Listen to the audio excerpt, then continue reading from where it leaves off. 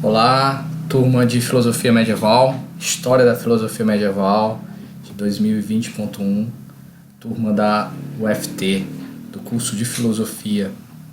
Então, por conta da supressão das aulas, devido ao coronavírus, a gente está passando por aqui com esse vídeo só para dar uma palavrinha inicial e dar algumas indicações de temas, algumas indicações reflexivas para que vocês possam lá no ambiente virtual do Ava Moodle desenvolver as suas atividades, tá bom? Os vídeos vão ser curtos, exatamente para que todo mundo possa baixar facilmente nos seus celulares, com pouca internet, e trata-se mais de um recado, apenas a gente pretende fazer a colocação do problema, tá bom? Então, como é a nossa primeira aula, eu gostaria de colocar a questão: por que estudar história da filosofia medieval? E para isso eu coloquei alguns pontos de reflexão para nós. Por que estudar a história da filosofia medieval, Primeiramente, a gente tem que quebrar essa ideia de que a Idade Média é simplesmente, como os iluministas falaram, alguma coisa irrelevante. O próprio nome, média, significa que ela não teria uma identidade própria, alguma coisa perdida entre o mundo antigo e o Renascimento, por isso Idade Média. Seria as trevas, a Idade das Trevas, porque a luz só vai surgir a partir do Renascimento e encontrará seu auge no Iluminismo. Mas a verdade é que não é bem isso, A gente que trabalha com uma ideia de relativismo cultural não pode aceitar que uma cultura possa se sobrepor a outra simplesmente julgando a partir de seus critérios alheios. Nesse sentido, a gente traz uma pequena reflexão. O que nós somos enquanto uma tradição ocidental, Nós somos uma construção fundada sobre 3 pilares: o pensamento grego, o direito romano e o cristianismo. O pensamento grego caracteriza a nossa forma racional de ver o mundo, A nossa cosmovisão é uma visão que tende ao lógico, ao sistemático, à busca de uma fundamentação que contém uma explicação a partir da própria realidade, que se desdobra dentro de uma linha de raciocínio consequencial. E, nesse sentido, é uma grande aventura da razão, desde o mundo antigo, quando, de uma certa forma, procura se diferenciar da linguagem mítica e propor uma linguagem do logos, uma linguagem lógica. Então, nós somos também uma sociedade baseada no direito. O direito romano é a nossa grande referência. E o próprio direito romano vem através do cristianismo, anos e anos sendo cultivado no interior da organização do mundo político medieval. Então, é aquele direito que surge, sobretudo, baseado na ideia de propriedade. Existe um meu, que a própria comunidade tem que defender, que é um próprio, e baseado no contrato, acordos dos quais se exige do poder social uma defesa. Então, os vários tipos de contratos, a questão do direito, Então, o direito civil é, então, a base também da nossa tradição ocidental. E o cristianismo, Nós somos uma cultura baseada nos valores que prezam pela igualdade, que prezam pela defesa daqueles que são mais frágeis. Enfim, o cristianismo vai ser esse grande movimento que vai, durante muito tempo, liderar todo o processo civilizatório durante vários séculos, de modo hegemônico, quase hegemônico, né? E que depois sofrerá várias críticas, mas críticas que ainda bebem nas suas fontes. Há um romance, né, do Dostoiévski, chamado Os Irmãos Karamazov, e há uma personagem que é um monge, o Alyosha. O Albert Camus, falando sobre o Alyosha, diz que se um dia o Alyosha perdesse a fé, ele que era cristão se tornaria um socialista, né? Isso para não falar das críticas do Nietzsche, a questão da degeneração da cultura ocidental, da nossa cultura moderna, da cultura europeia, poderíamos falar assim, como sendo uma crítica voltada aos valores cristãos. Então, como nós podemos dizer que a história da filosofia medieval não é algo que poderia ficar fora do currículo, é algo de menos monta, né, de menos valor, se ela é um dos pilares da nossa cultura moderna, da nossa cultura ocidental, e sem a qual se torna difícil entender todas as revoluções, tudo que aconteceu na história a partir da modernidade e ainda hoje em dia, né? Uma questão dentro desse contexto, né, para quem questiona a relevância de estudar a história da filosofia medieval por ser um período que trabalha sobretudo a questão da religião, é a seguinte questão: vivemos um retorno das religiões?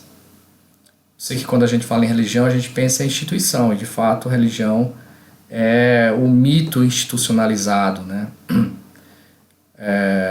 Existe de fato uma diferença entre religião, espiritualidade e fé.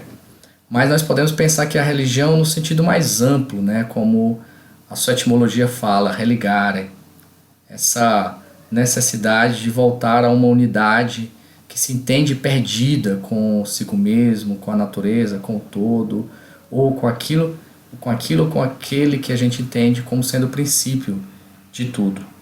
Então, nesse sentido, o que a gente observa é que o nosso tempo tem uma certa desconfiança, uma grande desconfiança em as religiões, mas há uma grande prática livre dos indivíduos de misturas das várias tradições religiosas. Então, hoje em dia é muito comum ver as pessoas fazendo yoga, estudando tradições orientais, lendo textos mais variados desde a Bíblia, como o Alcorão e outros livros, e cultivando tentativas de espiritualidade. Então, nunca se praticou tanto religião, claro, não no sentido institucional, como se praticou hoje em dia, né? Então, algumas pessoas falam, o iluminismo, pela razão, reprimiu tanto a religião que ela, como que represada, né, reprimida, depois ela volta com todo o seu furor. Então, é difícil pensar na sociedade brasileira sem pensar em religião. E a história da filosofia medieval obriga a gente a pensar na religião, na superstição, na fé, no papel da religião na política, enfim, por aí vai. O que é que se estuda na história da filosofia medieval, né? Na história da filosofia medieval não se estuda apenas o período que a historiografia entende como medievo, que vai desde a queda do Império Romano, do Ocidente, século V, até a queda do Império Romano do Oriente, no século XV. A gente estuda todo o fenômeno de encontro da filosofia grega com o cristianismo e tudo aquilo que vai resultar desse amálgama. Tudo que resulta desse amálgama, né, a gente considera como história da filosofia medieval, seguindo aí sobretudo a orientação, no caso da nossa disciplina aqui na UFT, do curso de filosofia da UFT, do Etienne Gilson e do Alain de Liberat, tá? Então, a gente estuda sobretudo duas grandes partes. A patrística, vai do século I ao IV, há outras divisões, as datas aqui não são exatas, né? É discutível esse período. E a escolástica, que é a parte da Baixa Idade Média, que se situa neste período da Baixa Idade Média. A patrística a gente pode dividir em grega e latina. Em grega a gente dá destaque a Orígenes, da escola de Alexandria, pela relevância e pelos efeitos que na Antiguidade e na Idade Média as suas ideias provocaram. Ele foi condenado 2 vezes, né? Foi condenado durante a sua vida pela igreja como herege.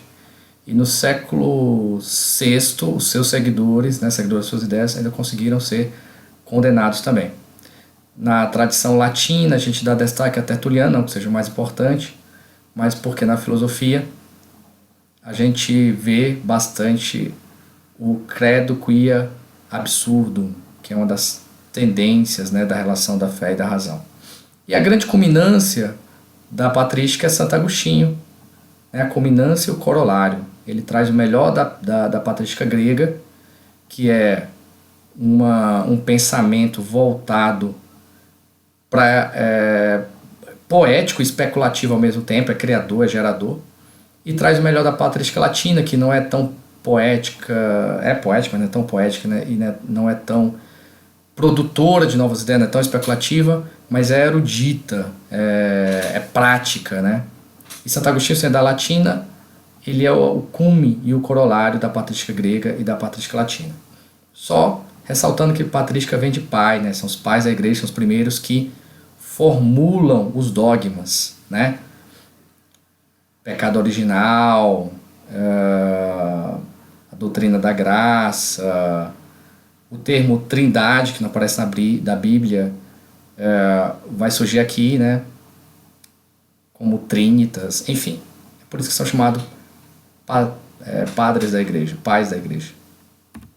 A escolástica, esse período abaixo da Idade Média, tem como grande referência Tomás de Aquino, é a época das grandes sínteses, das sumas, né? Só lembrar que a suma contra os gentios, a grande tentativa de Tomás de Aquino, argumentar no campo daqueles que não têm fé, a partir da própria razão, da filosofia. A filosofia aqui como serva da teologia, né? Como um método de argumentação e de defesa apologética da teologia, né? Uma forma de sistematização da filosofia. E a outra, a Suma Teológica, que é a grande obra do Tomás de Aquino. E para a escolástica, vale destacar, a filosofia ela não é uma busca da verdade, como a gente geralmente compreende. Porque a verdade ela está dada, ela é revelada nas escrituras, e a verdade natural era entendida como a verdade de Aristóteles. A verdade que está nas obras de Aristóteles. Então, por enquanto é isso. Esse é o primeiro vídeo para a gente começando as nossas aulas. Eu espero que vocês assistam, que gostem e que comentem lá no nosso grupo do WhatsApp, coloquem suas dúvidas e o que vocês lerem ou ouvirem por aí que tem a ver com aquilo que a gente colocou aqui, ou que dialogue, por favor, comentem no fórum, comentem no WhatsApp, para a gente dinamizar essas nossas aulas de quarta-feira, que agora são online, tá bom? Só para finalizar, queria dizer para vocês que a nossa referência aqui dessa disciplina vai ser o Etienne Jusson. Eu vou estar sempre fazendo referência a ele. Algumas das atividades a gente vai estar utilizando ele. E a outra referência, exatamente para fazer uma oposição, é o Alain de Liberat. Depois a gente vai fazer um vídeo só para falar desses 2 manuais, tá bom? Grande abraço a todos e essa foi a nossa primeira aula.